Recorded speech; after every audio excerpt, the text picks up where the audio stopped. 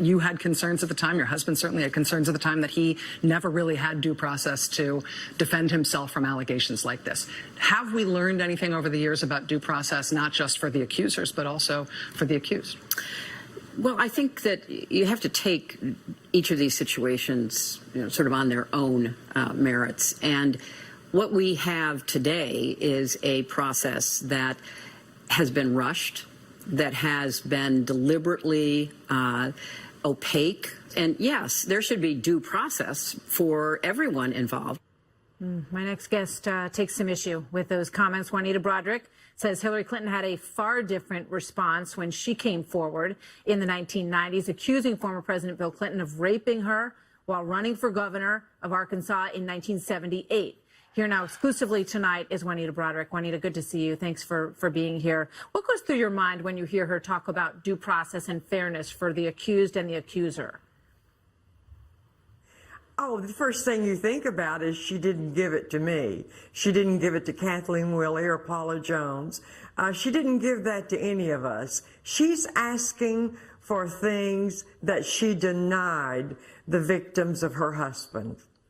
And you also say that not only did she not acknowledge what you were accusing her husband of, but that she intimidated you. And this is a soundbite, a clip from an interview that you did a while back, explaining that I think it was the day after you claimed you were raped by her husband, what her exchange was with you. Watch this.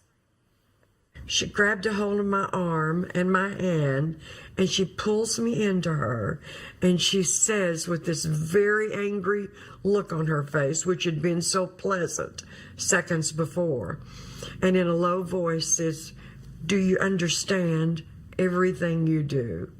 And that frightened me. At that moment, and I have to go by what I felt then, and the look that she gave me, I felt like she knew.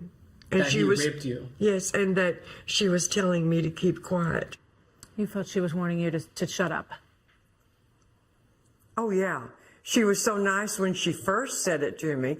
I was at a fundraiser that I had taken information up there. I was never going to stay for that. But she caught me before I left. And she comes up very friendly and says, you know, Bill and I are just so appreciative of everything you do. And then her voice changed, and that's when she said what she did. It frightened me, Martha. Yeah. It really did. You also say that when you look back at all of that period, when you were making your claims, that Dianne Feinstein was among those who refused to even read your deposition. So what do you think about all of this now? Oh, it's absurd. Not one Democrat would look at my deposition with the independent counsel. Why not? What was the reason that you were given? I'm sorry. Oh my gosh, it was absolutely, they did not want to know about it. It's just like Senator Ted Stevens said when he was in the committee. He said, I don't care if he raped her, got up and shot her dead, you're not going to get the votes. Now that was in Shipper's book, Sellout. Incredible. You know, you talk about how long ago your allegation was. It's only about 4 years different, I think, than the allegation against Brett Kavanaugh right now. And you tweeted out, if you want the FBI to go back that far, basically, let's investigate my situation as well, right?